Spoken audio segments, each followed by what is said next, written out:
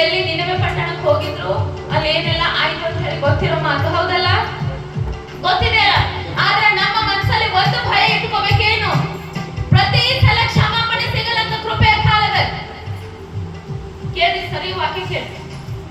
ಈ ಕೃಪೆಯ ಕಾಲದಲ್ಲಿ ಕ್ಷಮಾಪಣೆ ನಮಗೆ ಸಿಗಲ್ಲ. ಈ ಕೃಪೆಯ ಕಾಲದಲ್ಲಿ ಏನಿದ್ರು 1/2 ಅಂದ್ರೇನು? ಒಂದು ದೇವರಿಗೋಸ್ಕರ ಜೀವನ ಮಾಡಿ, ಇಲ್ಲ ಲೋಕದಗೋಸ್ಕರ ಜೀವನ ಮಾಡಿ. ಜೀವನ ಮಾಡೋದ ಪಾಪವನ್ನ ಬಿಟ್ಟು ಆತನಿಗಾಗಿ ಜೀವನ ಮಾಡಿ. ಇಲ್ಲ ನಿನಗ ಆತರ ಮಾಡ್ಲಿಕ್ಕಿಲ್ಲಲ್ಲ, ಅದಕ್ಕೆ ಭಕ್ತನಾದ ಪೌಲ್ ಹೇಳ್ತಾನ, ನೀನು ಬದುಕೋದಾದ್ರೆ ಬಿಸಿ ಆಗಾದ್ರೂ ಬದುಕು, ತಣ್ಣಗಾದ್ರೂ ಬದುಕು, ಎರಡೂ ಹಾದಿಯಲ್ಲಿ ಎರಡೂ ತರ ನಾನು ಬದುಕ್ತೀನಿ ಅಂತಂದ್ರೆ ಈ ಕೃಪೆಯ ಕಾಲದಲ್ಲಿ ನಡೆಯಲ್ಲ, ಆ ಕೆಲಸ ನಡೆಯಲ್ಲ. ಹಾಲೆಲೂಯಾ. ಅರ್ಥ ಆಗ್ಲತ್ತದಲ್ಲ ಎಲ್ರಿಗೂ? ಇಲ್ಲಿ ಕ್ಷಮಾಪಣೆ ಇಲ್ಲ, ಇಲ್ಲಿ ಏನಿದ್ರು ನ್ಯಾಯ ತೀರ್ಪು ಅಷ್ಟೇ. ಆದ್ರೆ ಉಪವಾಸ ನಮಗೆ ಯಾಕೆ ಬೇಕಂದ್ರೆ ನಮ್ಮಲ್ಲಿ ನಾನ್ ಅನ್ನೋದು ಸಾಯೋದಕ್ಕೋಸ್ಕರ ನಮಗೆ ಉಪವಾಸ ಬೇಕು.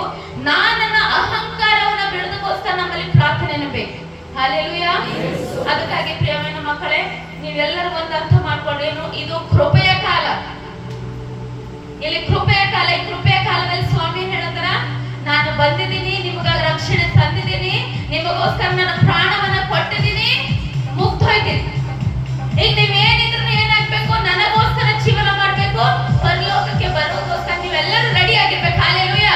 ಇವತ್ತು